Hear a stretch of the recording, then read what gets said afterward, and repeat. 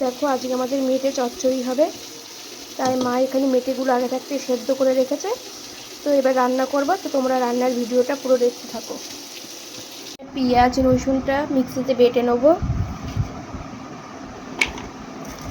রসুনের খোসা ছাড়ানোর দরকার নেই, মিক্সিতে বাটলে সব আর কি হয়ে যায়, ওই কারণে খোসা ছাড়াইনি। তো চলো এটা বেটে নেওয়া যাক। আর দিয়ে দিচ্ছি আলুগুলো ভাজবো, তাই এই যে আলুগুলো বা ছেড়ে দিচ্ছি।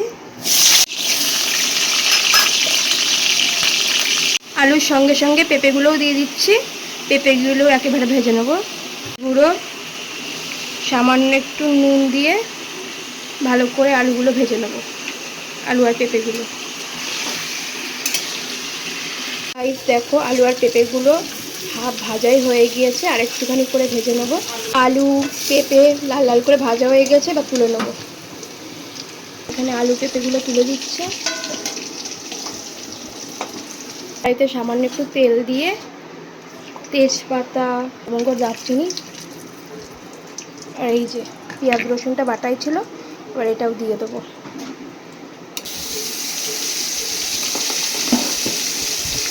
তো পেঁয়াজ রসুনটা এখানে দিয়ে দিয়েছি, পেঁয়াজ রসুনটা একটু ভাজা ভাজা হয়ে যায়, হালকা ভাজা ভাজা হয়ে গিয়েছে। এবার আমি আদা বাটা দিয়ে দেবো। আদা বাটা দেওয়া হয়ে গিয়েছে, এবার ভালো করে পেঁয়াজটা রসুনটা আর আদাটা ভালো করে ভেজে নেবো। এটা হয়েই গিয়েছে, এবার একে একে সব মশলা দিয়ে দেবো। প্রথমে দেবো হলুদ গুঁড়ো, দেবো লঙ্কার গুঁড়ো, সামান্য একটু চিনি। এটা দিয়ে পেঁয়াজের সাথে ভালো করে আর কি মশলাটা কষিয়ে নিয়েছি। এখানে মশলাটা ভালোভাবে কষানো হয়ে গিয়েছে, এবার মেটেগুলো দিয়ে দেবো আমি।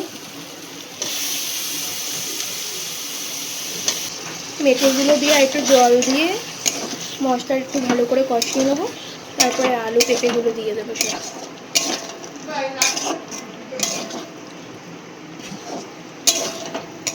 এই যে মেটের সাথে মশলাটা ভালো করে কষিয়ে নিয়েছি, এবার আলু আর পেঁপেগুলো সব দিয়ে দেবো। আলু পেঁপেগুলো দিয়ে দিচ্ছি, এবারে গুলো দিয়ে দিয়েছি। আলু পেঁপে দিয়ে মশলাটা একটু ভালো করে কষিয়ে নেবো, যতক্ষণ না তেল না ছাড়বে।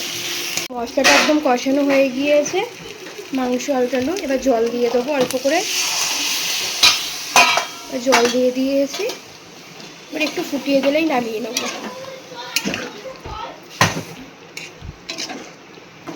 একদম হয়ে গিয়েছে এই যে মেটেগুলো।